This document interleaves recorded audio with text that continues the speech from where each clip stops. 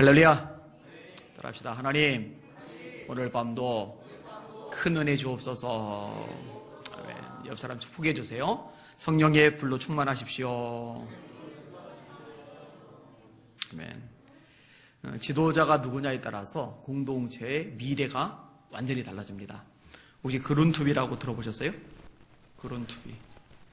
덴마크에서 국부 취급을 받는, 굉장히 존경을 많이 받는 분입니다. 1783년 9월 8일에 태어났고요. 이분이 태어나고 자라던 시기의 덴마크는 잘 사는 나라가 아닙니다. 지금 세계에서 손꼽는 선진국이죠. 근데 이 그룬투비가 살 때만 해도요, 굉장히 어렵고 힘든 상황이었습니다. 이유가 있어요. 프로시아하고 전쟁을 했는데 졌거든요. 지금이 독일이에요. 프로시아는 막대한 배상금을 물어줍니다.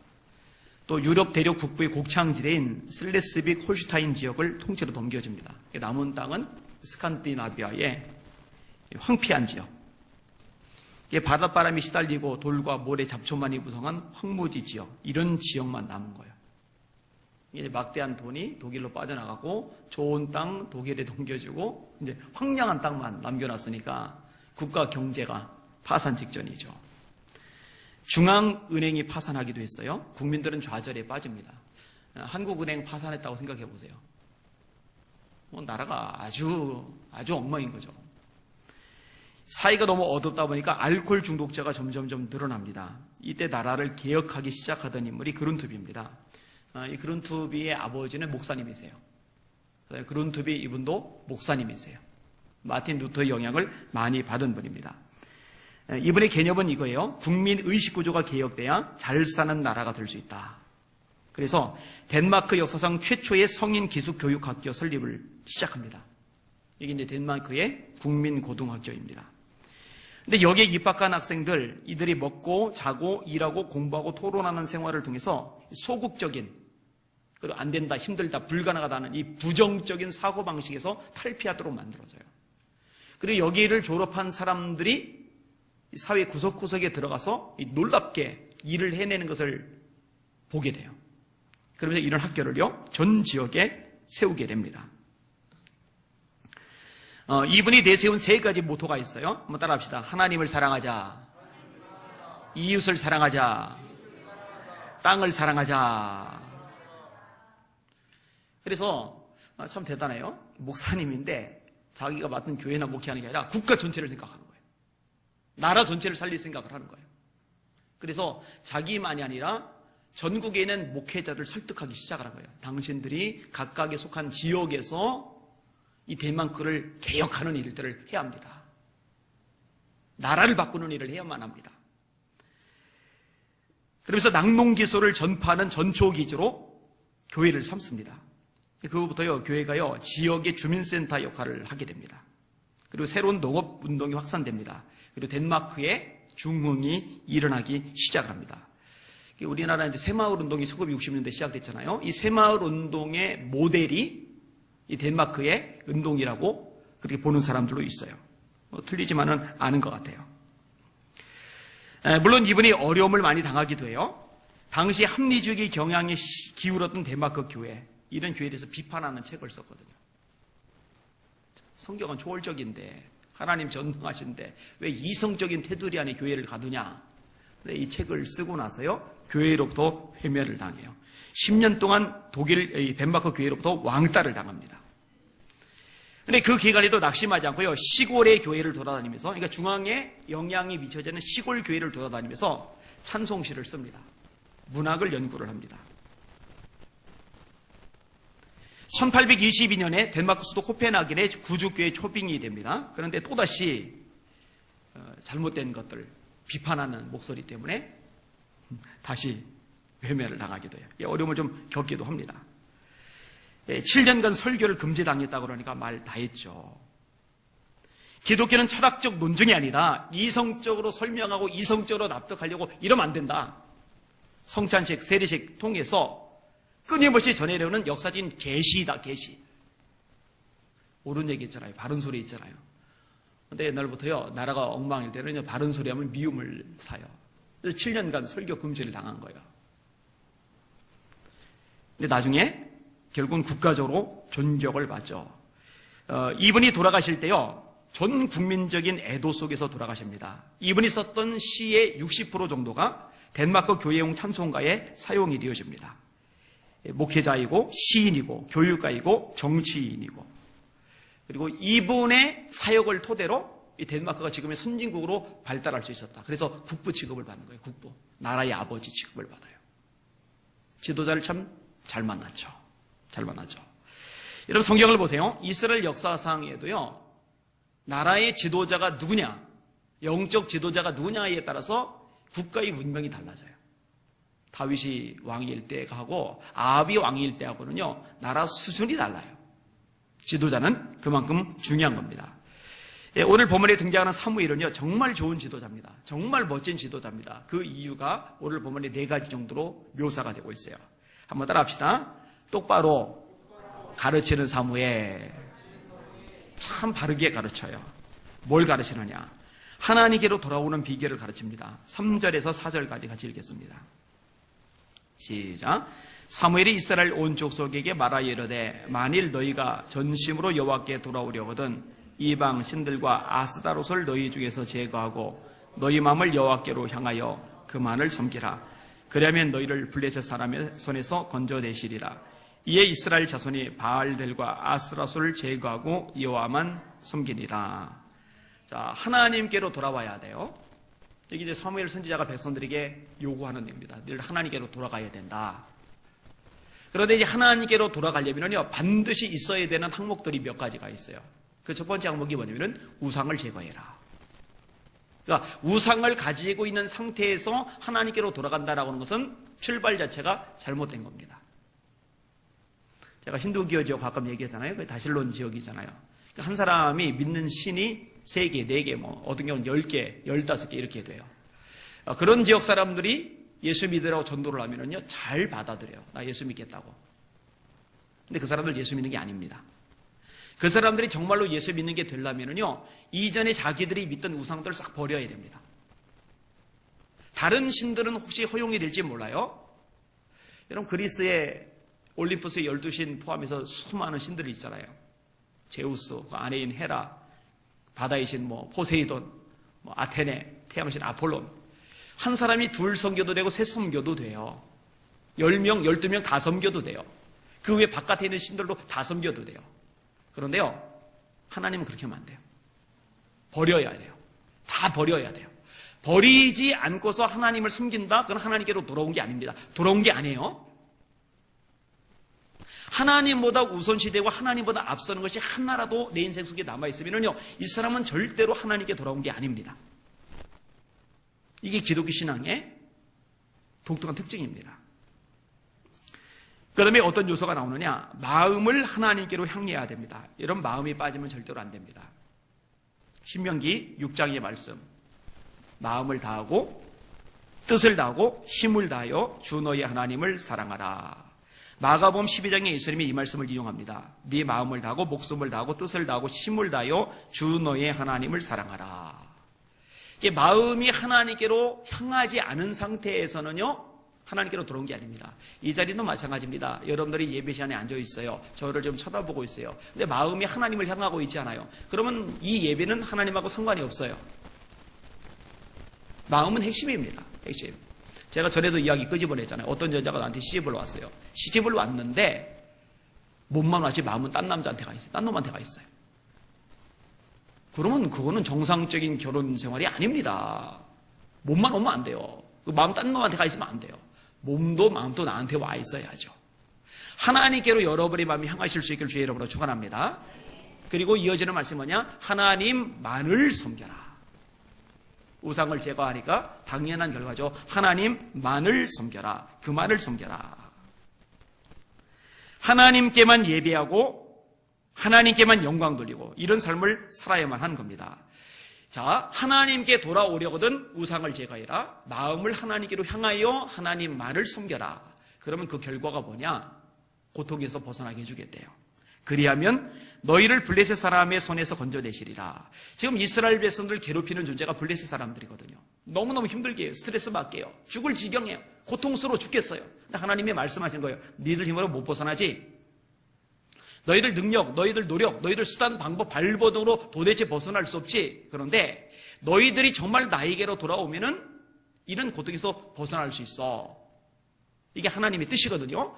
이것을 사무엘이 백성들에게 제대로 가르쳐주고 있는 거예요. 여러분, 저도요, 하나님을 만나고 하나님께 마음을 두고 하나님만을 섬겼을 때요, 진짜 괴롭던 많은 것들에서 벗어날 수 있었어요. 저 많이 외로웠었는데 이제는 외롭지 않아요. 자격지심 열등감이 제가 너무 심했던 사람이거든요. 지금 저를 보고 열등감 있다고 말할 사람은 아무도 없을 겁니다. 자신감이 넘쳐서 문제죠. 미래에 대한 두려움, 이런 것들도 다 사라졌어요. 하나님께서 저를 벗어나게 해주신 거죠. 자, 이스라엘 백성들이요, 그대로 행합니다.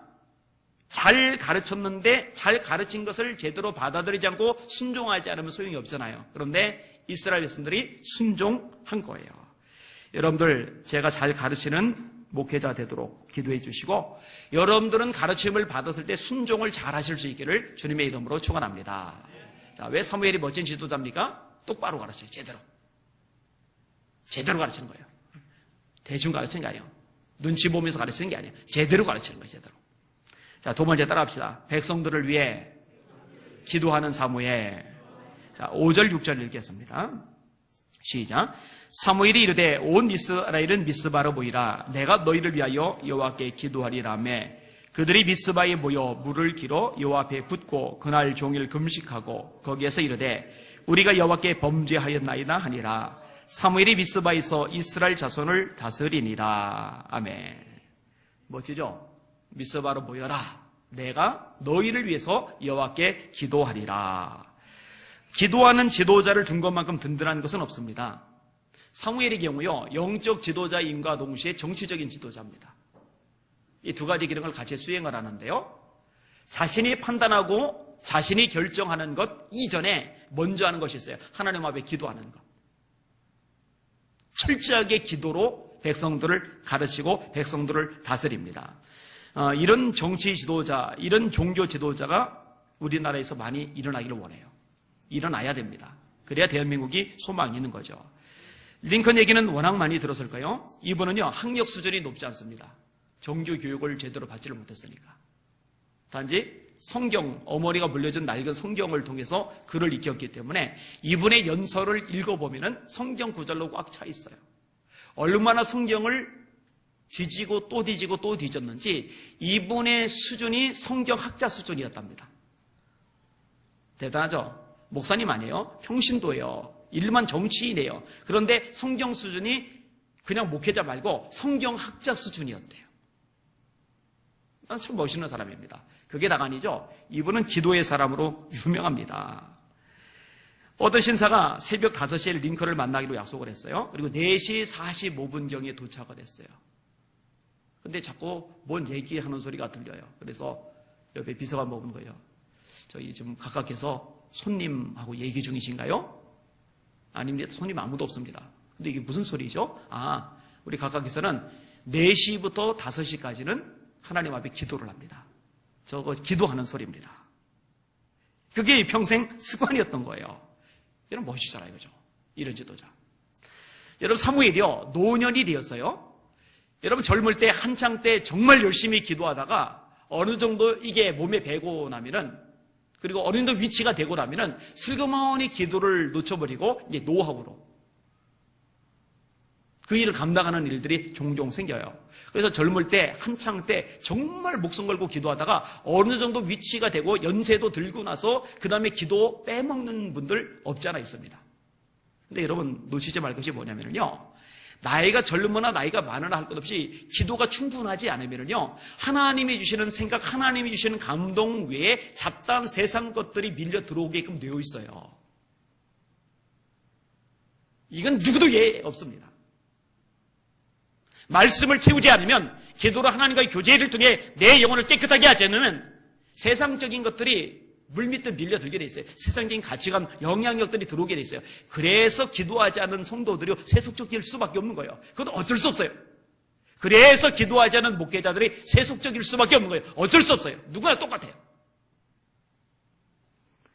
근데 이 사무엘이 노년에 이렇게 말을 합니다. 나는 너희를 위하여 기도하기를 쉬는 죄를 여호와 앞에 결단코 범치 아니하고 선하고 의로운 길을 너희에게 가르칠 것인즉. 노년의 사무엘의 의식 속에 여전히 놓치지 않는 게 뭐냐? 내가 백성의 지도자인데 내게 맡겨져 있는 백성들을 위해서 기도하기를 쉬는 것은 하나님 앞에 죄악이다. 여기 기관장들 있으시죠? 본사회장님, 본사님들 위해서, 남전도 회장님들, 남전도 회원을 위해서, 여전도 회장님들, 여전도 회원들을 위해서, 청년회장, 청년들을 위해서, 교사들, 아이들을 위해서, 구역장님들, 구역원들을 위해서 기도하지 않으면 죄라고 생각하는 의식들이 좀 있으셔야 돼요. 이런 구역장, 이런 기관장, 이런 교사를 둔 그 구성 공동체 회원들은 복이 있는 사람들이죠. 정말 복이 있죠. 예수님도 그렇게 제자를 지키셨잖아요. 누가복음 22장에 시몬아 시몬아 사단이 밀가부로 타려고 너를 내게 청구하였으나 내가 너를 위하여 네 믿음 떨어지지 않기를 구하였노니 너는 돌이킨 후에 형제를 굳게 하라. 여러분 왜 기도하는 어머니를 둔 자식들이 복이 있는 거예요? 왜 그런 말이 그렇게 많은 거예요? 당연하죠. 어머니는 집안의 리더잖아요. 아이들 입장에서 볼 때. 근데 리더 대신 어머니가 기도를 한다. 자녀들 당연히 복이 있죠. 여러분들의 자녀들이 여러분들 때문에 복 있는 존재들 되시기를 주님의 이름으로 축원합니다. 그렇게 되셔야 돼요. 자, 지도자가 기도에 좋은 모범을 보여요. 거기에 백성들이 그 모범을, 공동체 멤버들이 그 모범을 따라서 함께 기도를 해요. 그러면 이보다 더 가치 있는 건 없어요. 자, 기도하는 사무엘. 이 사무엘의 기도로 끝나는 게 아니라 백성들이 같이 기도를 하는 거예요. 그들이 미스바에 모여 물을 길어 여호와 앞에 붓고 그날 종일 금식하고 거기에서 이르되 우리가 여호와께 범죄하였나이다 하리라. 이 미스바 집회의 본질은 뭐냐? 기도와 금식입니다. 기도와 금식. 온종일 금식하면서 하나님께 기도를 드려요. 근데 우리 대한민국 도시에서 열린 미스바 집회는 기도와 금식이 본질이 아니었죠. 유명한 목회자들이 나와서 순서 맡고 불꽃놀이하고 아주 찬양단 휘황찬란하게 나와가지고 찬양하고 그거 나쁘다는 건 아니에요. 그런데 기도와 금식이 본질인데 이 본질이 빠진 채 나머지 멋있는 것들로 치장을 하면은 미스바의 부흥운동은 일어나지 않아요. 그런데 우리가 모였을 때 하루 종일 금식하면서 정말 회개하는 회개운동이 있었는가? 점검해 볼 필요가 있어요. 1907년에 장대한교회 중심으로 한국의 대부흥운동이 일어납니다. 2007년도에 이 대부흥운동, 100년 만에 이 대부흥운동을 이 땅에 다시 한번 재현시키자 해서 각 교단별로, 교계별로 어마어마한 집회들이 열렸어요. 그런데 1907년 집회의 핵심은요, 철저한 회개운동이었거든요. 그럼 2007년도에 철저한 회개운동이 일어났었느냐? 아니었거든요. 그러니 부흥이 재현되질 않는 겁니다. 하나님은요, 외형적으로 사이즈가 얼마나 크고 얼마나 폼이 나느냐? 그런 것 따위에 전혀 관심이 없으십니다. 하나님은 중심이 정말로 얼마나 하나님을 향하고 있느냐? 정말 하나님의 회개하는 심령이냐? 이것을 보시는 거거든요. 이것이 회복이 되면은 다시 한번 이 땅에 소망이 있게 될 것입니다. 하루 종일 금식하며 기도하는 이런 운동, 이 지저스 아미 같은 데는 지금도 이루어지고 있어요. 올 여름은 이제 지나갔고, 겨울철에 또 진행이 됐는데 우리 성도들로 한번 참석해보세요. 출석해보세요. 이용희 교수님이라고 장로님이셔요. 이분이 리더를 하시는데 보니까 그 교회 담임 목사님하고 사모님이 참석을 하셨더라고요. 그 사모님이 제 책을 이제 사가셨고 그래서 야, 이런 케이스도 있구나. 장로님이 전체를 리더해 나가시고 그 교회 담임 목사님이 앉으셔서 은혜를 받으시고 근데 이제 이 교수님이 저하고 한참 얘기를 하시다가 나가야 된다고 왜요? 그랬더니 담임 목사님 오셔서 그 옆에 같이 앉아 있어야 된다고. 그래서 그렇게 하는데 그때 참 보기가 좋은 것 같아요. 하루 종일 금식하면서 강의 듣고 기도하고 강의 듣고 기도하고 강의 듣고 기도하고 철저하게 회개를 해요. 저는 이런 집회가 있는 것에 대해서 참 감사하게 생각을 합니다. 다시 말씀드립니다. 기도하는 아버지 되시기를 바랍니다. 기도하는 어머니 되시기를 바랍니다. 기도하는 장로님 되시기를 바랍니다. 기도하는 권사님 되시기를 바랍니다. 기도하는 집사님 되시기를 바랍니다. 기도하는 청년들 되시기를 주님의 이름으로 축원합니다. 신랑이나 신부감도 기도하는 사람들 만나요. 그게 아마 복 중에 복일 겁니다. 자, 세 번째 따라합시다. 우선순위가 흔들리지 않는 사무엘. 사무엘의 세 번째 장점입니다. 우선순위가 흔들리지 않아요. 첫 번째, 똑바로 가르쳐요. 두 번째, 기도에 집중을 해요. 그 세 번째 우선순위가 흔들리지 않는 거예요. 7절에서 11절까지 같이 읽겠습니다. 시작. 이스라엘 자손이 미스바에 모였다함을 블레셋 사람들이 듣고 그들의 방백들이 이스라엘을 치러 올라온지라. 이스라엘 자손들이 듣고 블레셋 사람들을 두려워하여 이스라엘 자손이 사무엘에게 이르되 당신은 우리를 위하여 우리 하나님 여호와께 쉬지 말고 부르짖어 우리를 블레셋 사람들의 손에서 구원하시게 하소서 하니 사무엘이 젖 먹는 어린 양 하나를 가져다가 온전한 번제를 여호와께 드리고 이스라엘을 위하여 여호와께 부르짖음에 여호와께서 응답하셨더라. 사무엘이 번제를 드릴 때에 블레셋 사람이 이스라엘과 싸우려고 가까이 오매 그날에 여호와께서 블레셋 사람에게 큰 우레를 발하여 그들을 어지럽게 하시니 그들이 이스라엘 앞에 패한지라. 이스라엘 사람들이 미스바에서 나가서 블레셋 사람들을 추격하여 백갈 아래 이르기까지 쳤더라. 아멘. 블레셋 사람들이 쳐들어왔어요. 미스바에 사람들이 모였다는 얘기를 듣고 군사를 정비를 해서 전쟁을 일으킨 거예요. 지금 이스라엘 백성들 입장에서는 굉장히 골치 아픈 상황이죠. 골치 아픈 상황이죠. 이럴 때가 참 헷갈리는 거죠. 분명히 금식해요. 분명히 기도를 해요. 국가적으로. 지도자도 기도하고 백성들도 기도하고 온종일 금식하며 기도를 했더니 적대적이던 블레셋 나라가 갑자기 찾아와서 좋은 조건으로 화평조약을 맺자고 평화조약을 맺자고 이렇게 말을 해야 이게 상식적으로 맞다고 생각하잖아요. 기도를 했으니까. 하나님이 정말 기뻐하는 일을 했으니까 지금 좋은 일이 생겨야 되잖아요. 그죠? 그런데 어떤 문제가 발생을 한 거예요? 이 블레셋 사람들이 쳐들어온 거예요. 나라가 풍전등화의 위기 속에 놓여 있는 거예요. 이 백성들이 겁을 먹었어요. 이스라엘 자손들이 듣고 블레셋 사람들을 두려워하여 이렇게 되어 있어요. 근데 참 감사한 게요. 이 백성들이 두려워만 한 게 아니라 사무엘에게 아주 바람직한 요청을 합니다. 쉬지 말고 기도해달라고 부탁을 하는 거예요. 이스라엘 자손이 사무엘에게 이르되 당신은 우리를 위하여 우리 하나님 여호와께 쉬지 말고 부르짖어 우리를 블레셋 사람들의 손에서 구원하시게 하소서. 여러분 사무엘은 선지자입니다. 선지자가 존재하는 목적이 뭐예요? 기도하는 거예요. 기도. 이 백성들이 선지자에게 요청할 수 있는 게 뭐예요? 돈 달라고? 선지자 뭔 돈이 있어요? 한 자리 마련해달라고? 선지자가 무슨 권력자입니까? 그런 건 없어요. 근데 한 가지는 요청할 수 있어요. 나를 위해서 기도해 주세요. 나를 위해서 기도해 주세요. 이 백성들이 그걸 요청하는 거예요. 오늘 본문에 참 잘한 거죠. 여러분 히스기야 왕 때 역시 하나님의 말씀대로 순종을 하고 나라를 깨끗하게 만들었는데 위기를 만나요. 아스루 왕 사네립이 쳐들어온 거예요. 풍전등화의 위기에 놓여진 거예요. 이때 히스기야 왕이 한 일이 뭡니까? 이사야 선지자에게 기도해달라고 요청하는 거예요. 여러분들도 기도 요청하시기를 바랍니다.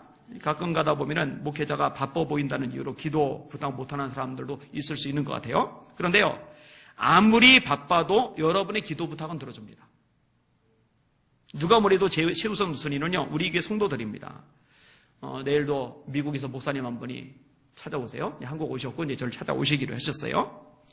다양한 사람들이 만나고 싶어 하지만 다 못 만나줍니다. 어쩔 수 없어요. 뭔 수로 다 만나겠어요. 그런데 적어도 예수 비전계 성도들이 저를 만나고 싶다고 한다면 제가 무슨 수를 써서라도 다 만납니다. 제가 100% 다 기도해 줍니다.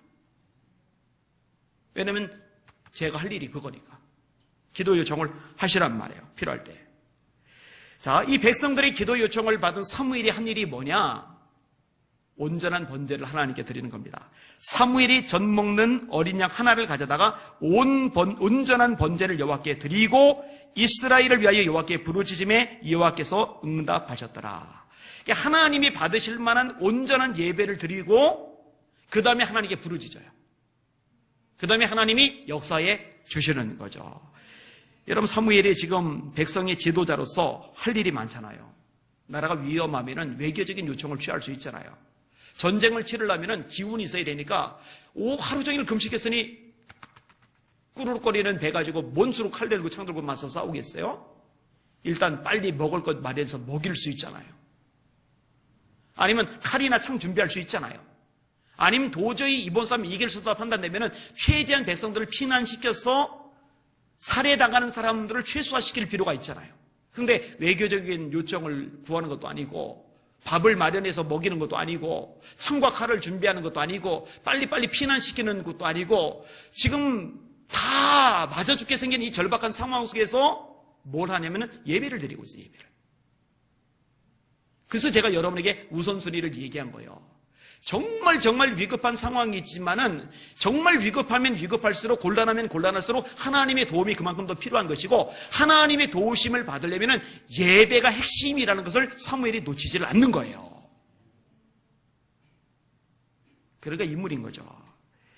여러분요, 이 사람이요 직접 이런 절박한 상황, 아주 긴박한 상황에 맞닥뜨려 보지 않으면은요 몰라요. 잘 안 됩니다.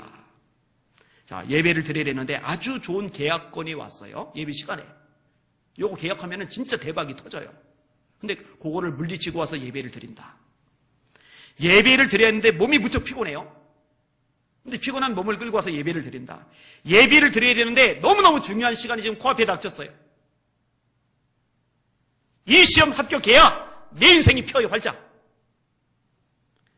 예배를 드려야 되는데 정말 오랜만에 멀리 외국에서 날 만나라고 찾아왔어요. 어떻게 할까요? 선택의 문제죠. 선택의 문제. 그리고 그때의 선택은 우선순위가 무엇이냐에 달려있는 거예요. 지금 저기 쳐들어왔는데 예배 드리고 앉으시면 어떻게 예배 드리고 앉으시면. 그런데 예배 드리고 있어야 된다라고 사무엘은 판단을 했고 그 판단을 지킨 거예요. 이게 소신 있는 지도자, 우선순위가 뚜렷한 지도자의 특징이죠. 여러분, 저보고 고지식하다고 생각하실 거라면요, 저보다 성경의 인물들 보세요. 이 사무엘 얼마나 고지식합니까? 여러분, 우리나라 상황에서 이렇게 해보세요. 당신 제정신이냐고, 우리 다 떼죽음 시키려고 작정했냐고, 상황 판단 능력이 밑바닥이냐고, 당신이 지도자 자격 있느냐고 난리가 벌어졌을 수도 있어요. 그죠? 그 와중에 무슨 예배냐고. 근데 그게 아닌 거죠. 하나님이 기뻐하셨어요. 이야, 기가 막히다. 정말 기가 막히다. 하나님이 감동을 하셨어요.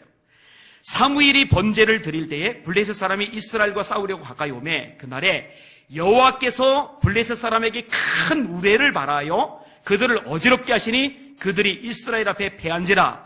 이스라엘 자손이 미스바에서 나가서 블레셋 사람들 추격하여 뱃갈 아래 이르기까지 쳤더라. 할렐루야! 할렐루야! 하나님이 큰 우레까지 동원한 거예요. 꽝꽝꽝 우르르 꽝꽝 해가지고 거기에 겁을 먹게 만든 거예요. 이길 수 없는 승리를 승리하게 만든 거예요. 여러분, 제가 예배 승리가 신앙의 승리다, 예배 승리가 인생의 승리다, 이거 농담으로 괜히 한 말이 아닙니다. 들을 귀 있는 자는 들을지어다. 깨달으시길 주님의 이름으로 축원합니다. 자, 마지막으로 네 번째, 사무엘은 따라합시다. 하나님께 공을 돌리는 사무엘.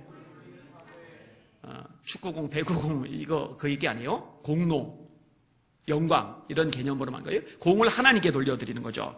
12절부터 14절까지 같이 읽겠습니다. 시작. 사무엘이 돌을 취하여 미스바와 센 사이에 세워 이르되 여호와께서 여기까지 우리를 도우셨다고 그 이름을 에벤에셀이라 하니라.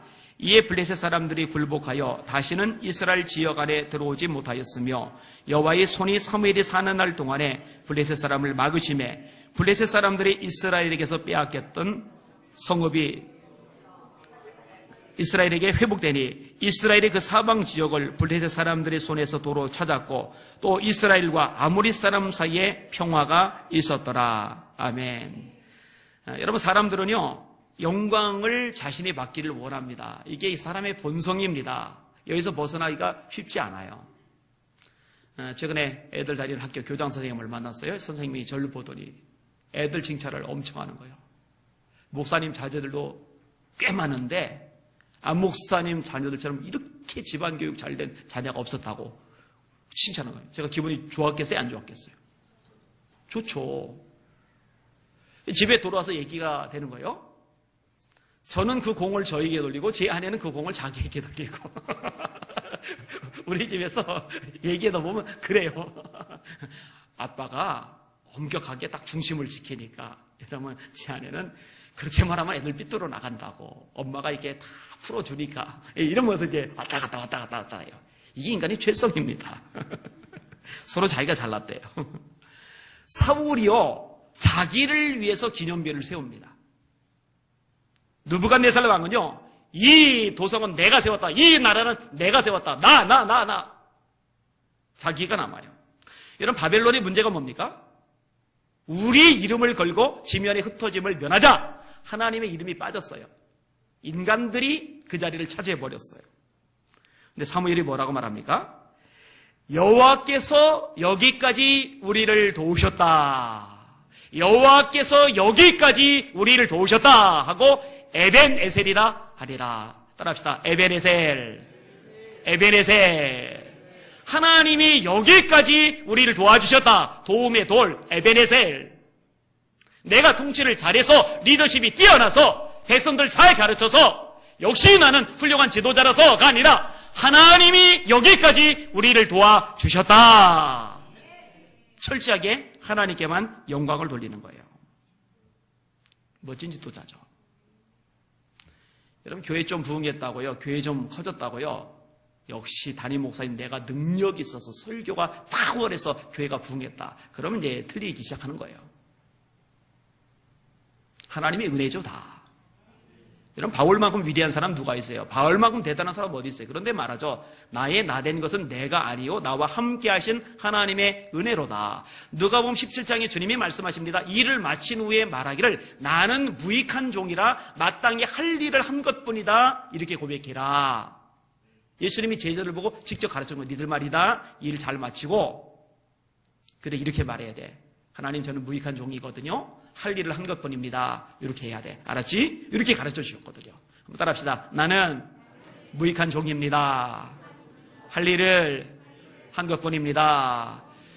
적어도 하나님 앞에서는, 적어도 교회에서는 공치사하지 마세요. 지내지 마세요. 어깨에 우쭐대지 마세요. 하나님 앞에는 엎드리고 영광을 하나님께만 올려드리는 것이 복인 줄 깨달으시길 바랍니다. 너희는 먹든지 마시든지 무엇을 하든지 다 하나님의 영광을 위하여 하라. 우리가 살아도 주를 위하여 살고 죽어도 주를 위하여 죽나니 사나 죽으나 우리가 주의 것이로다. 공부를 잘했어요. 성경이 잘 나왔어요. 역시 나는 머리가 좋아. 그러지 말고 하나님이 내게 지혜를 주셨다. 이러면 좋잖아요. 그죠? 사업 소원이 뛰어나요. 돈을 잘 벌어요. 역시 나는 역량이 뛰어나가 아니라 하나님이 내게 복을 주셨다. 여러분, 신명기에 보니까 그 말씀도 있더라고. 신명기 8장 17절인데 네가 마음에 이르기를 겉으로 표시는 안 되는데 속으로 생각하는 거예요. 내 능력과 내 손의 힘으로 내가 이 재물을 얻을까 말할 것이라. 네 하나님 여호와를 기억하라. 그가 네게 재물 얻을 능력을 주셨습니다. 재물로 얻을 능력을 누가 주셨어요? 하나님이. 그러니까 하나님이 주셨다고 생각하면 하나님께 돌려드리는 게 쉬워요. 그리고 이렇게 돌려드리잖아요. 그럼 이게 선순환이 돼. 하나님 또 축복하세요. 그런데 내가 이게 자리를 잡으면 안 돌려드려요. 하나님이 더 복 주실 이유도 없어져요, 사실은요. 이 지혜가 있으셔야만 합니다. 연예인들의 스포츠 스타들이 상 받았을 때 이 방송 카메라 앞에서 하나님께 영광 돌립니다. 이런 연예인들, 이런 스포츠 스타들 여러분 박수 쳐줘야 돼요. 절대로 쉽지 않습니다. 왜냐하면 그렇게 하면 욕먹거든요. 예전에 어떤 축구 선수가 골 넣고서 세리머니 했더니 욕하는 댓글들 무신 달렸더라고요. 또 한 팀이 승리를 거뒀는데 제일 잘했던 선수 하나가 하나님께 영광 돌리다 했더니 지 혼자만 하나님께 영광 돌리냐고, 팀의 승리 지 혼자만 승리한 거냐고 막 이렇게 또 악플들 달더라고요. 그런 와중에서 하나님께 영광 돌리는 거잖아요. 1988년에 세계인의 이목을 끌었던 여자 선수가 있어요. 혹시 기억하세요? 그리피스 조이너. 아주 유명했죠. 세계에서 가장 빠른 여자. 이 여자한테 장가간 남자는 이 여자가 도망가면 못 잡아요. 절대 못 잡아요. 이분이 금메달 따고 나서 방송국 기자들이 몰려들어요. 미국 MBC 방송의 한 기자가 묻습니다. 달리면서 어떤 생각을 합니까? 특이한 질문이죠. 금메달 딴 소감이 뭡니까? 이게 아니라 달리기를 하는 와중에, 그 달리는 와중에 무슨 생각을 합니까? 그때 그리피스 조이너가 대답한 내용입니다. 들어보세요. 주저하지 않고 대답했어요. 하나님께 영광 돌릴 것을 생각하며 달립니다. 최선을 다함으로 나 자신과의 싸움에서 이긴 후 하나님께 영광 돌릴 때만큼 인생의 보람을 느껴본 적이 없습니다. 그러니까 달리면서 뭔 생각하는 거예요? 하나님께 영광 돌리는 거. 내가 이번에 1등을 하게 되면은 하나님께 영광 돌린다고 말할 수 있는 기회가 생기지? 아, 좋다. 금메달이 아니라 금메달에 따라 나오는 다른 어마어마한 재물이 아니라 야, 내가 이것 통해서 하나님께 영광 돌릴 수 있는데 그거 생각하고 달리는 거예요. 출발이 멋지죠. 동기가 아름답죠. 여러분 그렇게 되실 수 있기를 주님의 이름으로 축원합니다. 자, 오늘 본문의 내용 보세요. 영광을 하나님께 돌려드렸어요. 그랬더니 하나님이 너무너무 기쁘신 거예요. 이게 선순환이 얘기하세요. 아까 제가 선순환 얘기했잖아요. 13절 14절 한번 다시 읽어볼게요. 시작. 이에 블레셋 사람들이 굴복하여 다시는 이스라엘 지역 안에 들어오지 못하였으며 여호와의 손이 사무엘이 사는 날 동안에 블레셋 사람을 막으심에 블레셋 사람들이 이스라엘에서 빼앗았던 성읍이 에그론부터 가드까지 이스라엘에게 회복되니 이스라엘이 그 사방 지역을 블레셋 사람의 손에서 도로 찾았고 또 이스라엘과 아모리 사람 사이에 평화가 있었더라. 할렐루야. 사무엘이 사는 날 동안에 하나님이 블레셋 사람들을 아예 다 막아버렸어요. 블레셋이 빼앗았던 수많은 도시들을 다 도로 찾아오게 하셨어요. 그리고 다른 나라와도 화평의 관계를 유지하게 만들어 주셨어요. 자, 마지막 2절 읽고서 마무리하게 3절이네요. 15절부터 17절까지. 시작. 사무엘이 사는 날 동안에 이스라엘을 다스렸으되 해마다 베델과 길갈과 미스바로 순회하여 그 모든 곳에서 이스라엘을 다스렸고 라마로 들어왔으니 이는 거기에 자기 집이 있음이니라. 거기서도 이스라엘을 다스렸으며 또 거기에 여호와를 위하여 제단을 쌓았더라. 뭔 제단을 또 쌓아요? 뭔 예배를 또 드려요? 그 정도 예배 드렸으면 됐지. 자, 마무리를 지을게요. 사무엘이 멋진 지도자인 이유 4가지를 오늘 말씀을 드렸어요. 첫 번째가 뭐였어요? 백성들을 제대로 가르쳐요. 가르칠 내용들 제대로 가르쳐요. 야, 여러분들 이렇게 주일 오전에 예배 나와주니 참 좋습니다. 하나님이 복 주실 겁니다. 이거 제대로 가르치는 거예요?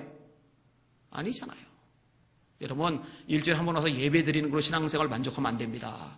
그거 아닙니다. 여러분 존재의 주인이 하나님입니다.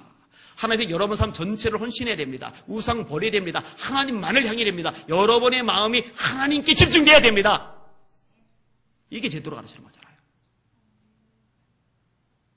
근데 사람들이요 그런 거 싫어해요. 세상 일 힘든데 피곤한데 왜 교회까지 와서 또 부담되는 얘기 들어야 되느냐고 싫어해요.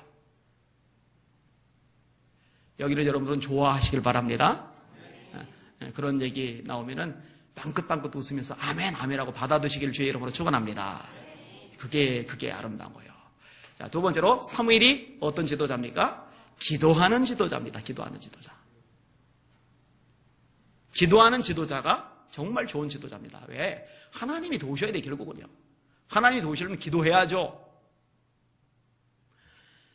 저도 기도해야 되겠지만 여기에 각 구역별로 각 기관별로 교사들로 지도자들 있잖아요. 기도합시다. 따라합시다. 기도를 쉬는 거는 죄다. 이게 이제 사무엘의 의식인데 굉장히 수준 높은 의식이잖아요. 이런 의식이 여러분에게도 있으시기를 주님의 이름으로 축원합니다. 하여튼 딴 거는 못해도 기도는 절대로 중단 안 한다. 이런 자세, 이런 태도가 있으시기를 원해요. 자, 세 번째로 사무엘이 멋진 지도자인 이유가 뭐였어요? 우선순위가 뚜렷하단 말이에요. 우선순위가. 발등에 불 떨어졌어요. 발등에 불 떨어져서 그 불을 꺼야죠. 펄쩍펄쩍 뛰어야죠. 그런데 발등에 불이 붙어서도 본질적인 거, 가장 우선시되는 거, 그걸 놓치질 않는 거예요. 사무엘에게서는 예배였어요. 예배. 온전한 번제를 하나님 앞에 드린 거. 여러분 이런 결단, 이런 각오, 이런 대가를 한번 지불해보세요. 한번 해보세요. 해보고 나서 하나님이 역사하시는지 안 하시는지 한번 경험해보라고요. 그러니까 남아돌 때, 여유 있을 때, 얼마든지 편안하게 할 수 있을 때 하는 거 말고 정말로 도저히 안 될 상황인데 하나님을 위해 말씀 때문에 죽을 각오로, 손해볼 각오로, 망할 각오로 한번 하나님의 것을 선택해 보는 거예요. 그리고 기다려보는 거예요. 하나님 정말 전능하신지, 내 삶에 개입하시는지, 과연 역사해 주시는지. 이 벼랑 끝에 서 봐야 하나님 능력을 경험해보죠. 사자굴에 들어가 봐야 사자의 아가리도 막으시는 하나님의 능력을 확실하게 보죠. 그 안에 들어가 보기도 전에 이미 다 타협을 해가지고 그냥 기도를 중단해버리면은 그 역사 경험 못하잖아요. 자, 마지막 네 번째 뭐였어요? 영광을 하나님께, 공을 하나님께 돌리는 것. 우리 예수병교는 목회자도 성도도 절대로 내가 잘났다고 공치사하는 사람 한 명도 없기를 주님의 이름으로 축원합니다. 따라합시다. 모든 영광 하나님만이 받으시옵소서.